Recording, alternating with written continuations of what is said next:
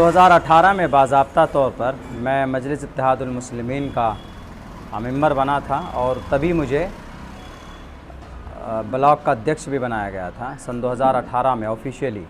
हालांकि उससे एक डेढ़ साल पहले से ही इस पार्टी के ताल्लुक़ से उसकी हिमायत में काम कर रहा था, लेकिन बाज़ाब्ता सन 2018 में जुड़ा और तब से लेकर सन 2020 तक जो कि हाट में एक एक गांव, एक एक बस्ती में, एक एक मोहल्ले में जाकर हमने टीम खड़ी की और ख़ुद से अपनी मेहनत से अपने लोग साथ को जाते गए। बड़ी दिक्कत दुश्वारी का भी सामना करना पड़ा, इतनी दिक्कत और दुश्वारी का सामना करना पड़ा कि लोग ये कहते थे कि मौलाना आप इस पार्टी को लेके आएँ, ये बीजेपी का बी टीम है, आपको हम यहाँ खड़ा नहीं होने देंगे। इस तरह के भी आरोप लगे, लेकिन फिर भी एक जुनून था कि नहीं, चलो कम से कम एक मज़लूमों की एक आवाज़ है, तो इसीलिए इस पार्टी को समर्थन किया जाए, इसको आगे बढ़ाया जाए।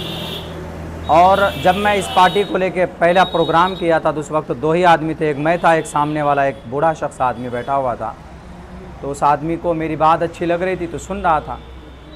बहरकैफ यही भेबरा चौक से मैंने इसको शुरू किया था इस पार्टी को, और जो कि हाट के अंदर सन 2020 तक इस पार्टी को मुकम्मल तौर पर हमने यहाँ इतना मजबूत किया। बहुत से लोग बोलते थे बीजेपी का बी टीम है, उन्हीं में से कुछ लोग इस पार्टी से लड़े और वो जीत भी हासिल किए और हमने पार्टी को जिताने के लिए बड़ी मेहनत और मशक्क़त की।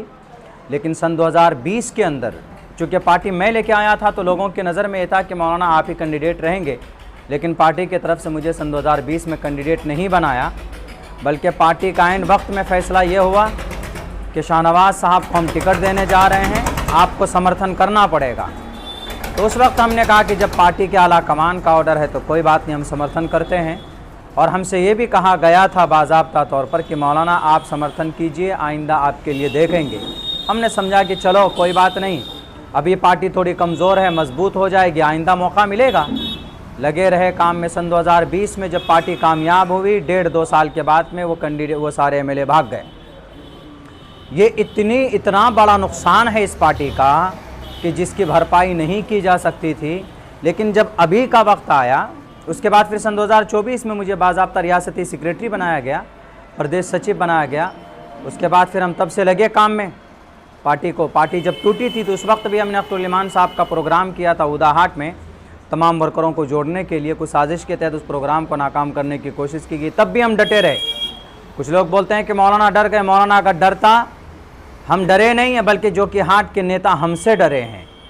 यही वजह है कि माइक लेकर आज सड़कों पे हैं, यहाँ के आवाम ने उनको डराया है। खौफ पैदा हो गया कि अगर हम मेहनत नहीं करेंगे, पहले तो नेता लोग जाते नहीं थे, लेकिन अब नेताओं को जाना पड़ रहा है। तो ये डर अगर खौफ किसी के ज़रिए से पैदा हुआ है तो अब्दुल्ला सालिम ही के ज़रिए से पैदा हुआ है। बहरकैफ उसके बाद 24 से लेकर अभी तक फिर हमने काम किया और आप देख ही रहे तकरीबन 1 साल से सरगर्मी रही है पार्टी को मजबूत करने की। जो भी कमी कोताही थी, लेकिन यहाँ पर एक अचानक एक साहब आए जिन्होंने पार्टी पर बहुत सारे इल्ज़ामात लगाए। वो वीडियो के अंदर में सब लोगों ने देखा है। उनको ज़िला अध्यक्ष भी बनाया गया और यह है कि वो कैंडिडेट बनकर अपने आप को पेश किया। लेकिन हमने पार्टी के सामने में करीब के दिनों में ये बात रखी कि ऐसा है कि मुझे मौका दिया जाए। पिछले बार हमसे कहा गया कि भैया आप समर्पित कीजिए, आपको कुर्बानी देनी है, आपको सपोर्ट करना है, आपको पार्टी को मजबूत करना। आप पार्टी को देखिए, पार्टी के फ़ैसले को देखिए, पार्टी क़यादत खड़ी करना चाह रही है सीमांचल में। हमने कहा कि चलो एक और मेहनत करते हैं। हमने मेहनत की। उसके बाद इस बार कम से कम मुझे मौका मिलना चाहिए। इनमें से बहुत से लोगों ने कहा कि मौलाना आप इलेक्शन लड़ने के लिए आए। हमने कहा कि मुझे बिल्कुल इलेक्शन लड़ने का शौक़ नहीं, लेकिन सामने वाला जो कैंडिडेट है वो पार्टी को जिता बिल्कुल नहीं पाएगा। 15 से 20 हज़ार वोट लाना उसके लिए मुश्किल है, और उससे एक अच्छा कैंडिडेट जो मौजूद है, जो पार्टी को खड़ा किया है यहाँ पर मेहनत के आधार पर, और वो एलिजिबल भी है, वो पूरी सारे लवाजमात को मुकम्मल करने के लिए तैयार है। जो आदमी 8 साल से पार्टी को खड़ा कर सकता है वो पार्टी को कामयाब भी कर सकता है। लेकिन यह है कि हमसे ये कहा गया कि ठीक है, आपके लिए भी देखते हैं, आपके लिए भी देखते हैं। मेरा नाम का अनाउंसमेंट तो बहुत पहले कर देना चाहिए था। भारत के किस कोने के अंदर में पार्टी की ज़रूरत पड़ी है तो अब्दुल्ला सालिम ने किया। मैं गया हूँ, गुजरात में जाना हुआ, उत्तर प्रदेश में जाना हुआ, झारखंड के अंदर जाना हुआ, जहाँ जहाँ पर भी पार्टी लड़ी है, और मुझे बुलाया गया तो नाचीज़ गया पार्टी के लिए। मेरे माथे पर लगा दिया गया कि ये अवैसी का मौलाना है। लेकिन हमें पता ही नहीं कि भाई हम जिनके लिए लड़ रहे हैं रातों दिन वो हमें पसंद ही नहीं फरमाते। उनको या तो बिहार यूनिट को या तो अपनी नहीं मालूम उनको क्या डर और खौफ सता रहा होगा। बहरकैफ हम तो बिना छल और बिना कपट और बिना किसी लालच के हम पार्टी को मजबूत करते रहे। हमने कहा ठीक है सर, जो कि हाट के अंदर में मुझे आप नहीं बनाना चाहते हैं कैंडिडेट, कोई बात नहीं, मुझे शौक़ बिल्कुल नहीं है। आपने पिछले 20 के अंदर हमने समर्थन किया, इस बार भी आप बेहतर कैंडिडेट लाइए। आप जिस क़यादत को खड़ी करना चाहते हैं उस क़यादत उसके मुताबिक फिट होना चाहिए। आप जिस शख्स को ला रहे हैं उसने एक इमाम को घसीट घसीट कर मारा है, हम कैसे उसको समर्थन दे सकते हैं?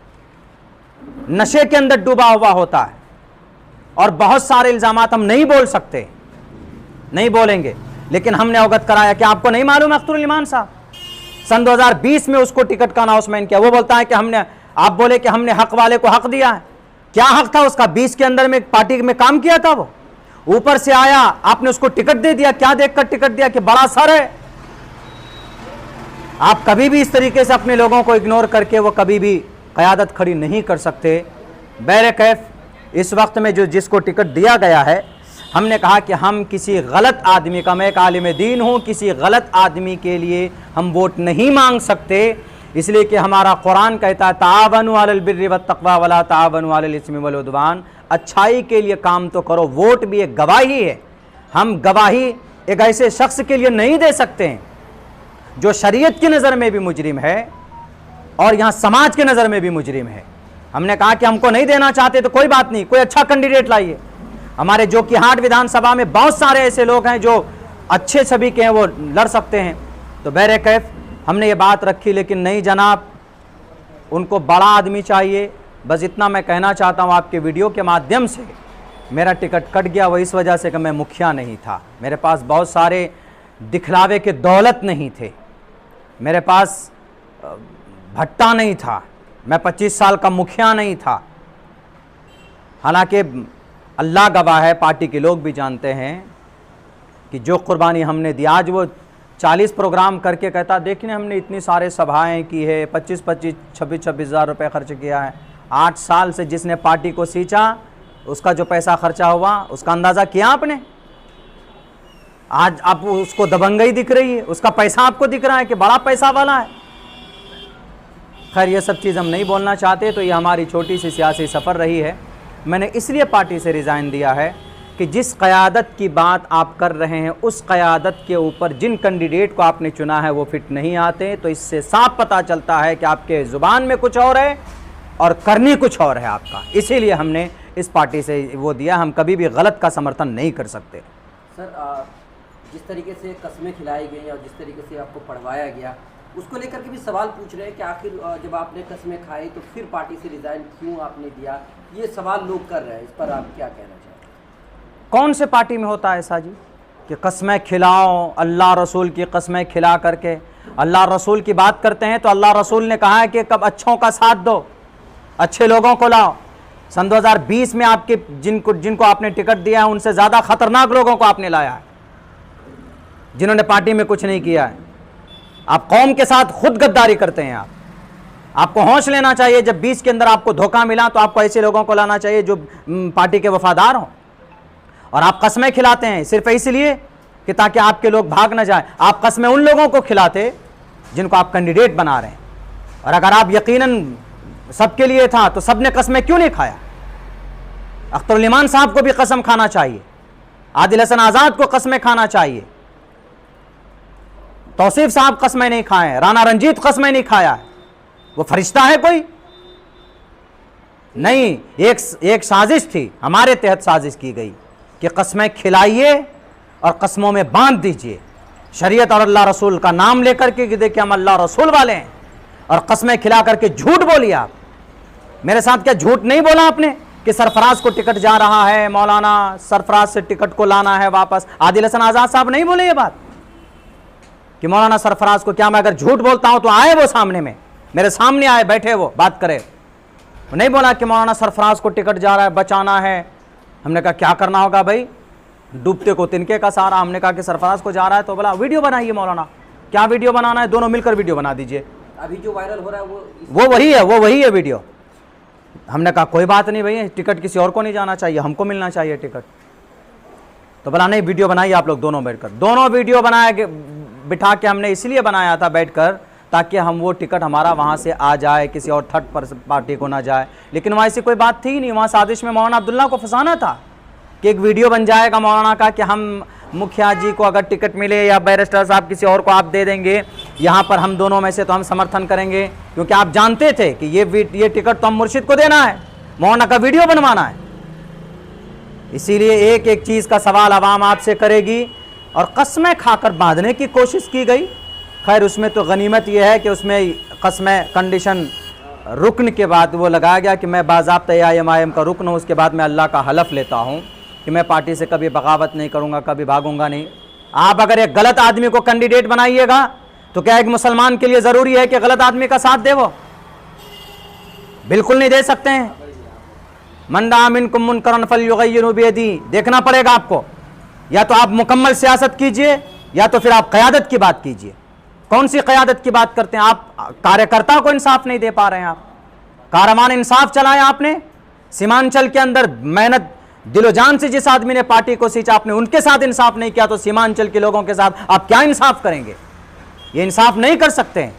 क़यादत की बात ऐसे नहीं होती कि लोगों को 10 दिन बुला करके आपने किशनगंज के अंदर बिठा के रखा है और टिकट नहीं दिया आपने। 32 सीट का ऐलान किया आपने, 1.5 साल से लोग मेहनत किए, मुन्ना मंसूरी ने 1.5 साल से मेहनत की, आपने करवाया कि मेहनत कीजिए। लोग जुड़े 1,35,000 लोग हैं वहां पर कि ठीक है हम MIM का टिकट लेकर आएंगे, हम यहाँ MIM को वोट करेंगे। अभी आप कहते कि हम लड़ेंगे नहीं। वो 1,35,000 मुसलमान किसको वोट करेगा? सिर्फ सीमांचल के अंदर क़यादत खड़ी करना चाहते हैं। अगर बात करते हैं हक की मुसलमानों की तो टोटल मुसलमानों की बात कीजिए।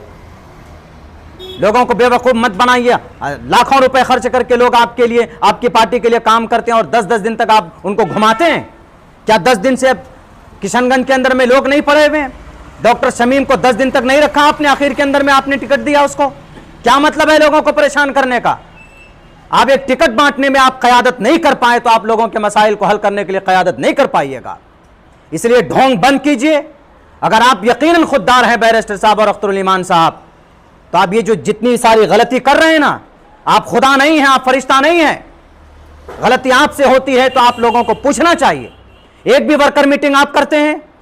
नहीं कि आपने एक भी वर्कर मीटिंग।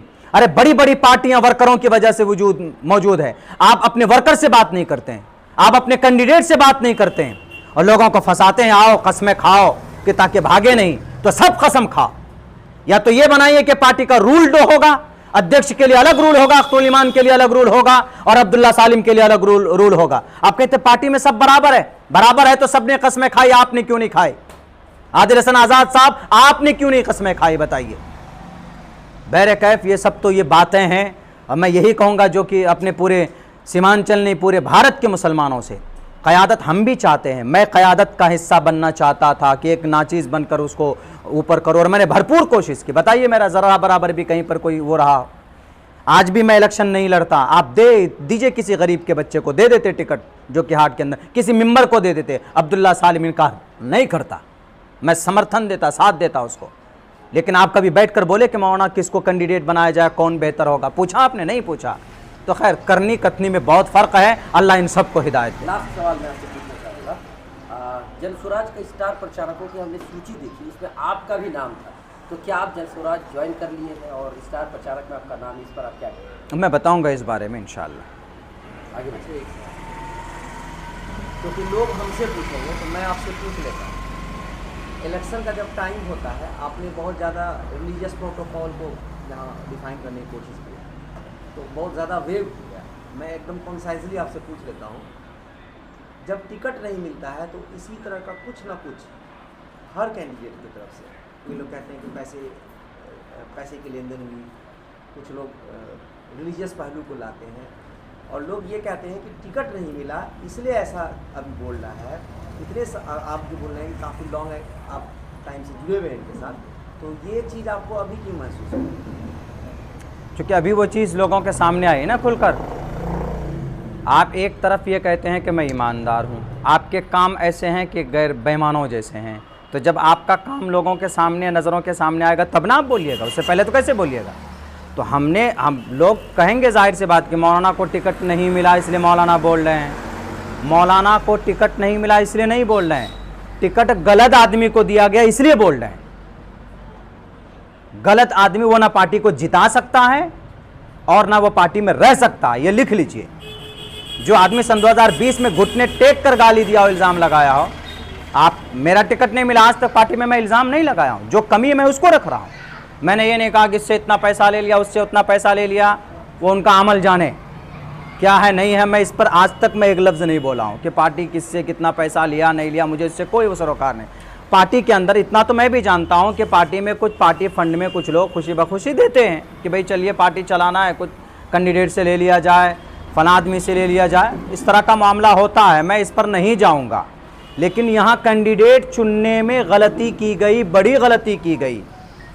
भूल से नहीं चुना जा रहा है कि हाँ भैया भूल से ऐसा हो गया। अख्तर इमान साहब बोलते हैं ना कि चूक हो गई हमसे कैंडिडेट चुनने में सन 2020 में। अभी कौन सी चूक हो गई? सन 2020 में आपने मुर्शिद मुखिया का नहीं देखा वो वीडियो? 35 लाख रुपए का, 5 लाख रुपए का आरोप लग रहा है, तो और क्या चाहिए? जब आप जानबूझकर जब आप इस तरह की गलती करेंगे तो हमसे नहीं होगा गलत लोगों का साथ देना, बस हम इतना जानते हैं।